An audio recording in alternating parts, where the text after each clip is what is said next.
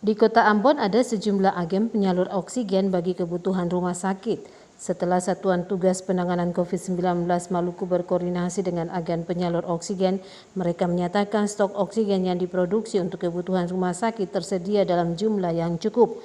Bahkan sejumlah agen memastikan mereka bisa memproduksi ribuan tabung oksigen. Hal itu disampaikan juru bicara Satgas Penanganan COVID-19 Maluku, Dr. Arerung kepada TVRI.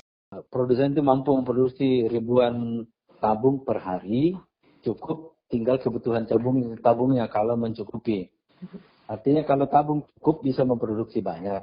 Tapi sampai sekarang kayaknya belum ada keluhan tentang kesulitan tabung karena masih tercukupi begitu. Dan janjinya kemarin pada produser, kalau seandainya kesulitan tabung karena semua terpakai, maka bisa dipinjam ke perusahaan. Gitu.